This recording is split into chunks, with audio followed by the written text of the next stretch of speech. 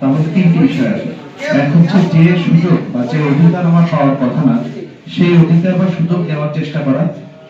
যে সুযোগ আমার দেওয়ার কথা না, সেই সুযোগ অন্যকে দেওয়া, বা যে সুযোগ বা অধিকার একজনের প্রাপ্য ছিল সেই সুযোগ পাওয়া থেকে বাধা দেওয়া।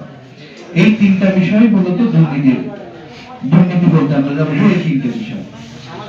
তাহলে আমরা যদি নিজস্ব অবস্থান থেকে সবাই এই তিনটা বিষয়কে আমরা যদি ঠিক করতে পারি যে আমার যে সুযোগ পাওয়ার কথা না সেই সুযোগ আমি দেব না, আর যে সুযোগ আমার দেওয়ার কথা না সেই সুযোগ আমি দেব না, এবং অন্য কারণ যেটা অধিকার পাওয়া সেখানে বাধা দেব না। অথচ আমরা এই দুর্নীতির বিরুদ্ধে সোচ্চার হতে পারি না, কারণ আমরা নিজেরাই বুকে হাত থেকে বলতে পারবো না আমরা আজ পর্যন্ত কেউ কোনো অন্যায় সুযোগ কোথাও থেকে গ্রহণ করিনি।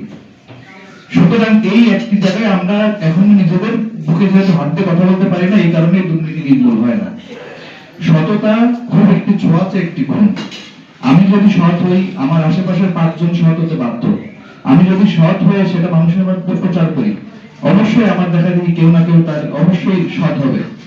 সুতরাং আগে আমাদের নিজেদের অবস্থান থেকে আমাদের ঠিক হতে হবে যে আমি কোনো অবৈধ সুযোগ বা অন্যায় সুযোগ গ্রহণ করবো না, এবং যে অন্যায় সুযোগ নেওয়ার চেষ্টা করছে আমার ভাই বা আমার প্রতিবেশী যেই আছে তাদেরকে আমরা বোঝানোর চেষ্টা করবো, তাদেরকে বোঝানোর চেষ্টা করবো যে এই সুযোগটা তোমার নেওয়া ঠিক না।